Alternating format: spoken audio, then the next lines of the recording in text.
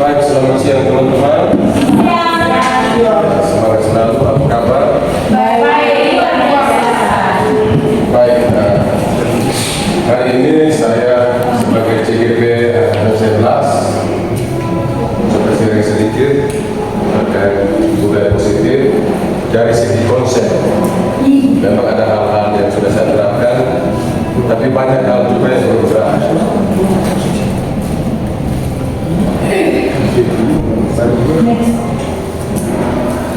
Baik, itu konsep budaya positif perwujudan dari nilai-nilai keyakinan universal yang diterapkan di sekolah. Hanya saya memberi penekanan di universal.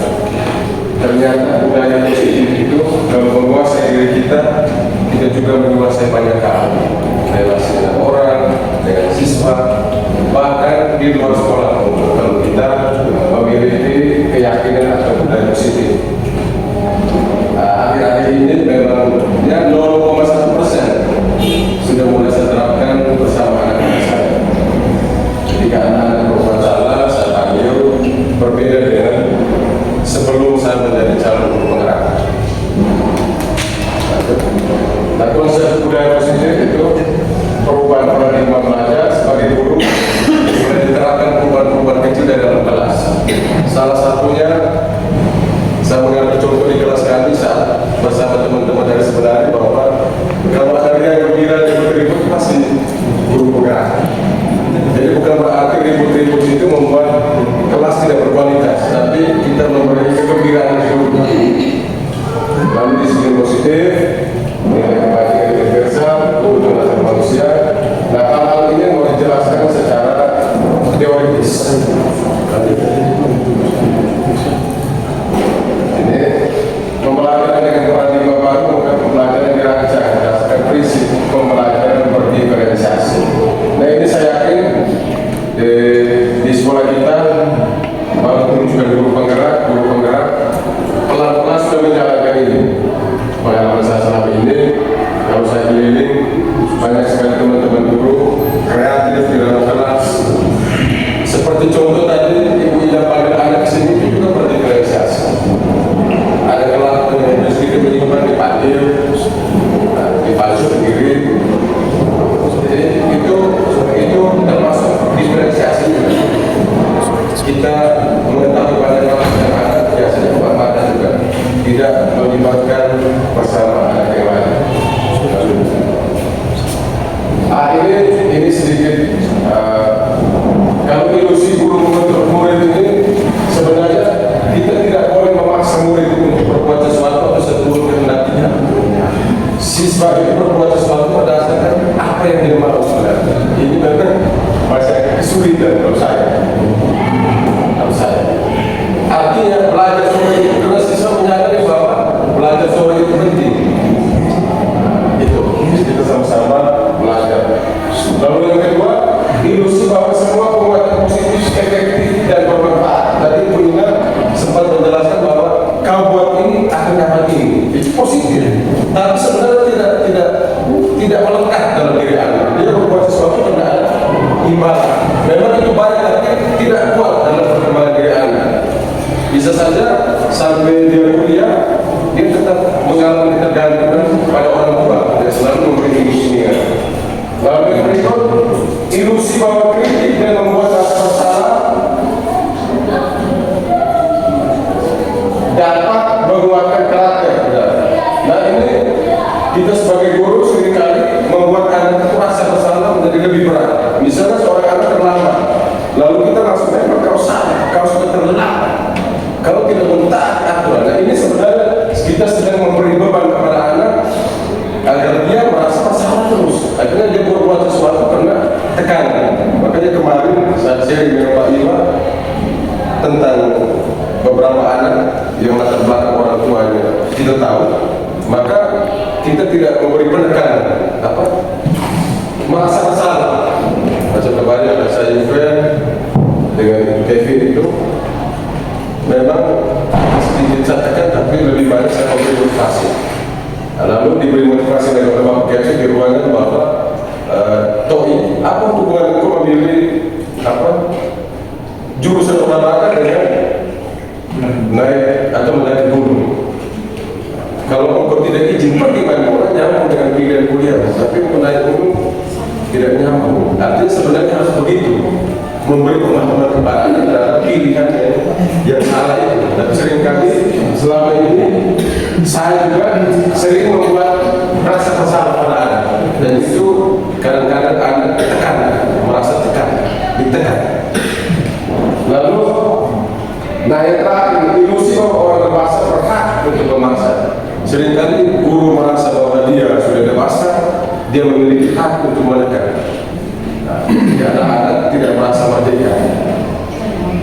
Lanjut. Jadi ini konsepsi tentang teori kontrol yang keliru, yang tidak boleh kita hidupkan di sekolah.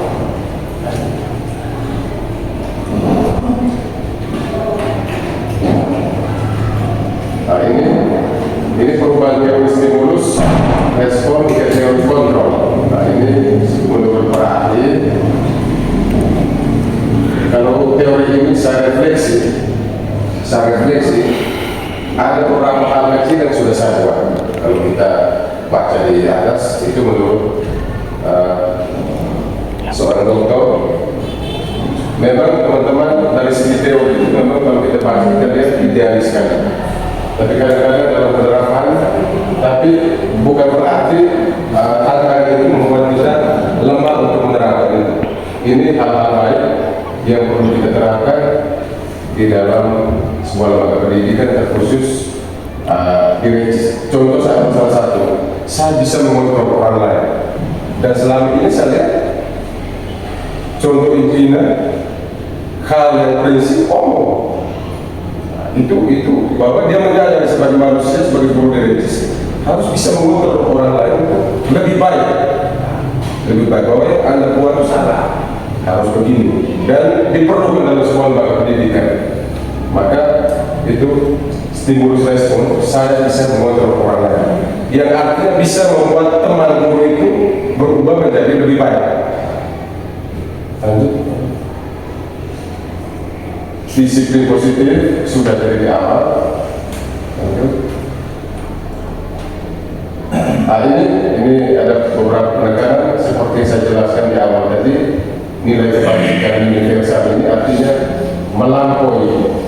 Kalau diri kita dikuasai oleh hal positif, maka perilaku kita juga akan diarahkan ke arah yang positif. Selamat pagi anak. Salam bahagia. Baik, ini Pak Guru sekedar menjelaskan tentang kesepakatan kelas yang sebentar connect dengan materi yang ada kita bahas. Pentingnya kesepakatan kelas, yang pertama, kesepakatan kelas mengedepankan kolaboratif atau kerjasama, tidak berjalan sendiri. Maka tadi saya bagi berdua-dua untuk berdiskusi. Yang kedua, memiliki tujuan untuk membangun lingkungan belajar yang mendukung, saling mendukung dalam kelas. Dan yang ketiga, setiap anggota kelas akan merasakan dihargai dan berkontribusi secara positif demi kepentingan bersama. Jadi kesepakatan kelas, tujuan terakhir itu adalah supaya kita semua itu saling menghargai dan dihargai, yang kemudian kita semua berkontribusi untuk kelas ini. Bisa paham? Bisa. Nah, sekarang saya minta berdua-dua untuk menulis satu poin kesepakatan kelas. Dipersilakan.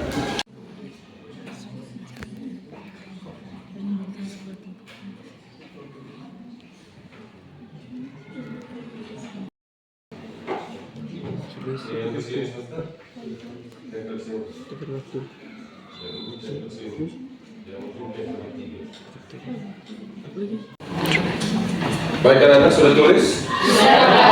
Sekarang masing-masing kelompok maju untuk tempel di atas. Silakan.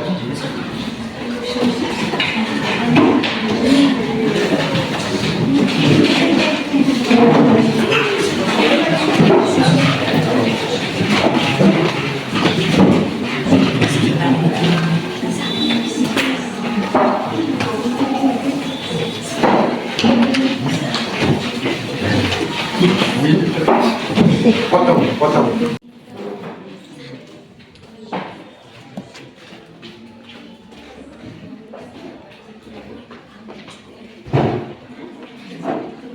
Agar-agar Pak Guru baca kesepakatan kelas yang pertama, selama proses pembelajaran diharapkan para siswa tetap tenang, tidak ribut. Pas? Menggunakan HP hanya ketika diminta oleh Bapak Ibu guru mata pelajaran. Pas? Sama, ini sama.